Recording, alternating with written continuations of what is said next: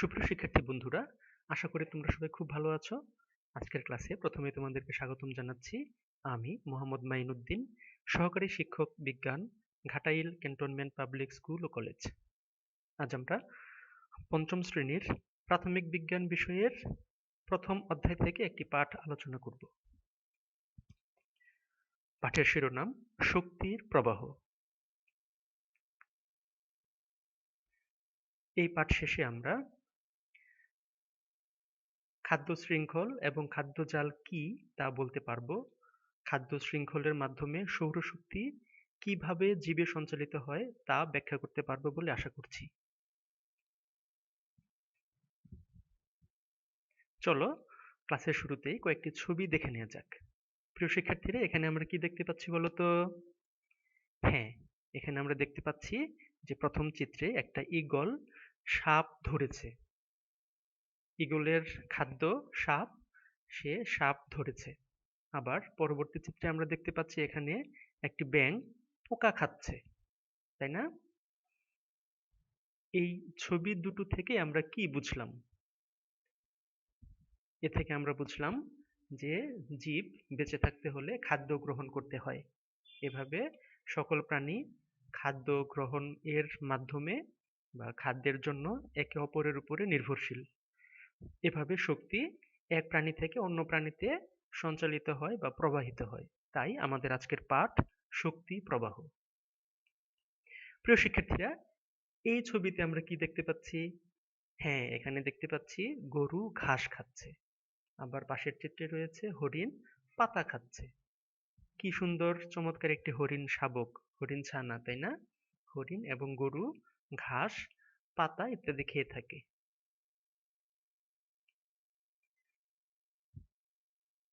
এভাবে সকল প্রাণী শক্তির জন্য প্রত্যক্ষ বা পরোক্ষভাবে উদ্ভিদের উপরে নির্ভরশীল। কারণ একমাত্র সবুজ উদ্ভিদ সালোক সংশ্লেষণ প্রক্রিয়ায় নিজের খাদ্য নিজেই তৈরি করতে পারে। কোনো প্রাণী এভাবে নিজের খাদ্য নিজে তৈরি করতে পারে না।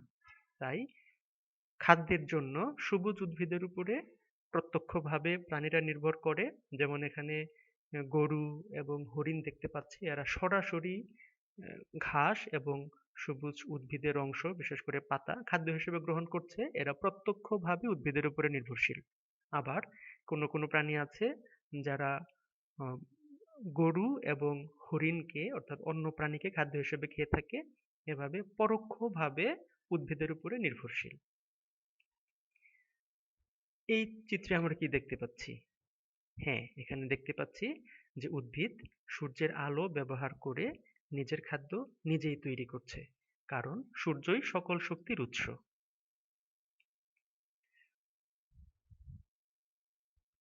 এভাবে সৌরশক্তি উদ্ভিদ তার নিজের মধ্যে ধারণ করে এবং বিভিন্ন ধরনের পোকামাকড় এই চিত্রে আমরা দেখতে পাচ্ছি যারা এই পাতা অর্থাৎ সবুজ পাতা বা সবুজ উদ্ভিদ সরাসরি খাদ্য হিসেবে গ্রহণ করছে। তাই সবুজ উদ্ভিদকে বলা হয় উৎপাদক। এরা খাদ্য উৎপন্ন করে বা উৎপাদন করে, সবুজ উদ্ভিদ উৎপাদক। এবং এই সবুজ উদ্ভিদকে যে সকল প্রাণী সরাসরি খেয়ে থাকে তাদেরকে বলা হয় প্রথম স্তরের খাদক। এখানে পোকামাকড় প্রথম স্তরের খাদক, কারণ পোকামাকড় সরাসরি সবুজ উদ্ভিদ যেমন উদ্ভিদের পাতা খাচ্ছে, এই জন্য। এই চিত্রে আমরা দেখতে পাচ্ছি যে ওইসব পোকামাকড়কে ব্যাঙ খাদ্য হিসেবে গ্রহণ করছে। তাই পোকামাকড় ছিল যেহেতু প্রথম স্তরের খাদক, আর ব্যাঙ সেই প্রথম স্তরের খাদকদেরকে খাদ্য হিসেবে ভক্ষণ করছে বা খাচ্ছে, তাই এক্ষেত্রে ব্যাঙ হচ্ছে দ্বিতীয় স্তরের খাদক। কিন্তু যাই হোক, ব্যাঙ নিজের খাদ্য নিজে তৈরি করতে পারছে না, সে অন্য প্রাণীর উপরে নির্ভরশীল খাদ্যের জন্য। আবার এই চিত্রে আমরা দেখতে পাচ্ছি যে সাপ ব্যাঙ ধরে খাচ্ছে। আবার তারপরের চিত্রেই ঈগল সাপ ধরে খাচ্ছে। এইভাবে সাপ সে ব্যাঙ খায় এবং ঈগল সাপকে খায়। এভাবেই শক্তি উদ্ভিদ থেকে প্রাণীতে প্রবাহিত হয়।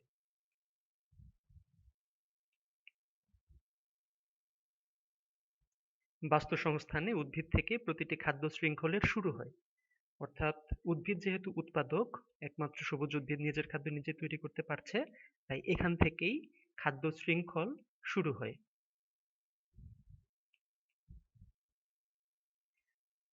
এই চিত্রে আমরা কি দেখতে পাচ্ছি? হ্যাঁ, এখানে দেখতে পাচ্ছি বিভিন্ন ধরনের খাদক, যেমন কাঠবিড়ালি, এখানে রয়েছে ইঁদুর, সাপ, ঈগল ইত্যাদি। যে কোনো বাস্তুসংস্থানে অনেকগুলো খাদ্য শৃঙ্খল থাকে। বাস্তুসংস্থানের সকল উদ্ভিদ এবং প্রাণী কোনো না কোনো খাদ্য শৃঙ্খলের অন্তর্ভুক্ত। যেমন আমরা যদি এই ৪টি প্রাণীর শৃঙ্খলের কথা চিন্তা করি, তাহলে ঈগল সাপকে খাবে, আবার ঈগল ইঁদুরকেও খেতে পারে, আবার সাপ ইঁদুরকে খেতে পারে, কাঠবিড়ালিকে, আবার ঈগল কাঠবিড়ালিকে খেতে পারে। এভাবে বাস্তুসংস্থানে খাদ্য শৃঙ্খল একটি মাত্র খাদ্য শৃঙ্খল থাকে না, অনেকগুলো খাদ্য শৃঙ্খল পরস্পরের সাথে যুক্ত থাকে।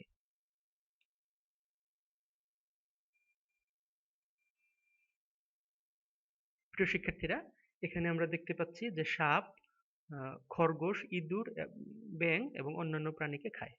অর্থাৎ এদের মধ্যে সাপ হচ্ছে উচ্চ স্তরের খাদক।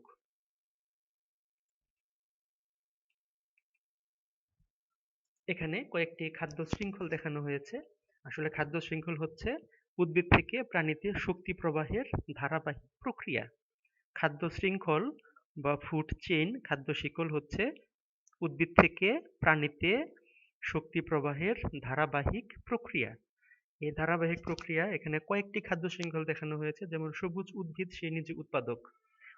খরগোশ যখন সবুজ উদ্ভিদকে খায়, তখন খরগোশ হয় প্রথম স্তরের খাদক। আবার মানুষ যখন খরগোশকে খায়, তখন মানুষ হয় দ্বিতীয় স্তরের খাদক। আবার বাঘ মানুষকে খেতে পারে, সেক্ষেত্রে খাদ্য শৃঙ্খল এখানে শেষ হয়ে গেল।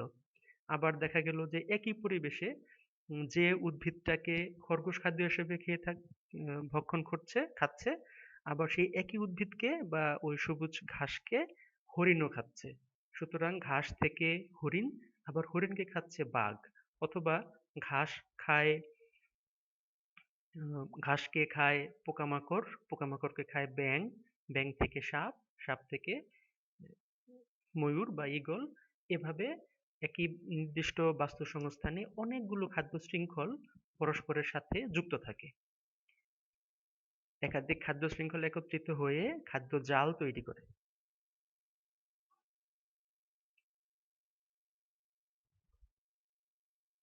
প্রিয় শিক্ষার্থীরা, এবার আমাদের কিছু কাজ রয়েছে।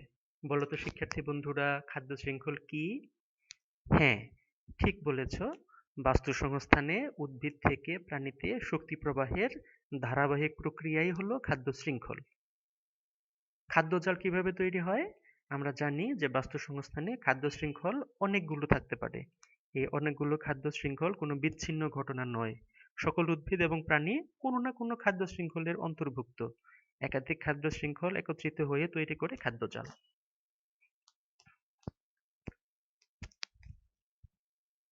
খাদ্য শৃঙ্খল এবং খাদ্য জালের মধ্যে সম্পর্ক আছে। বলো তো শিক্ষার্থীরা, খাদ্য শৃঙ্খল খাদ্য জালের মধ্যে কি সম্পর্ক আছে? হ্যাঁ, খাদ্য শৃঙ্খল কোনো না কোনো খাদ্য জালের অন্তর্ভুক্ত। আবার অনেকগুলো খাদ্য শৃঙ্খল দ্বারাই খাদ্য জাল গড়ে উঠেছে। এবার তোমরা তোমাদের পাঠ্য বইয়ের ৬ এবং ৭ পৃষ্ঠা খুলে মনোযোগ সহকারে পড়ো এবং সংশ্লিষ্ট প্রশ্নগুলোর উত্তর দেওয়ার চেষ্টা করি।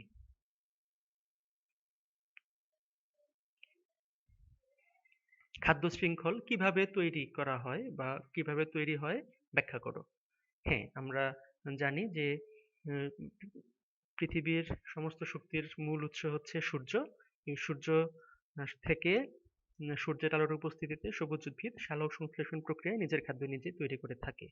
আবার বিভিন্ন ধরনের তৃণভোজী প্রাণী এই সবুজ উদ্ভিদকে খাদ্য হিসেবে খেয়ে থাকে, তখন শক্তি ওই তৃণভোজী প্রাণীতে স্থানান্তরিত হয় বা প্রবাহিত হয়। আবার ওই সকল প্রাণীকে অন্য কোনো প্রাণী খাদ্য হিসেবে ভক্ষণ করে থাকে। এভাবে শক্তি উদ্ভিদ থেকে শুরু করে বিভিন্ন খাদকের মধ্যে পর্যায়ক্রমে প্রবাহিত হতে থাকে। এভাবেই খাদ্য শৃঙ্খল তৈরি হয়। খাদ্য জাল কিভাবে তৈরি হয়? হ্যাঁ, খাদ্য জাল তৈরি হয় যে নিকট পরিবেশে অর্থাৎ কোনো একটি নির্দিষ্ট অঞ্চলে বা বাস্তু সংস্থানে উম, একাধিক খাদ্য শৃঙ্খল পরস্পরের সাথে যুক্ত হয়ে থাকে। যেমন কোনো একজন মানুষ তিনি একই সাথে অন্য একটা খাদ্য শৃঙ্খল থেকে সবুজ উদ্ভিদ গ্রহণ করতে পারেন খাদ্য হিসেবে, যেমন আমরা শাকসবজি খাই তখন সবুজ উদ্ভিদ খাই। আবার ওই একই মানুষ অন্য কোনো খাদক, যেমন মুরগি, মাছ বা অন্য কোনো প্রাণী, গরু ছাগল, এদেরকেও খাদ্য হিসেবে গ্রহণ করতে পারে। এভাবে অনেকগুলো খাদ্য শৃঙ্খল পরস্পরের সাথে যুক্ত হয়ে তৈরি হয় খাদ্যজাল।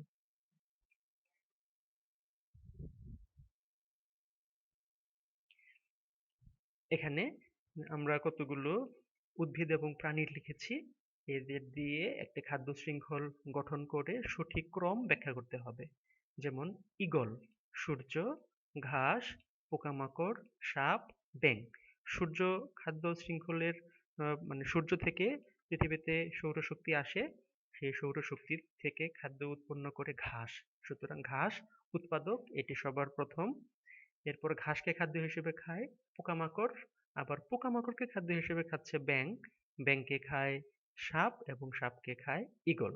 এই হচ্ছে এই উদ্ভিদ এবং প্রাণী দ্বারা গঠিত খাদ্য শৃঙ্খলের ধারাবাহিক রূপ বা সঠিক ক্রম।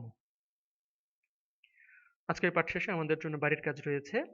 খাদ্য শৃঙ্খলে কিভাবে সাপ এবং ব্যাঙ একই একই কাজ করে তা ব্যাখ্যা করতে হবে।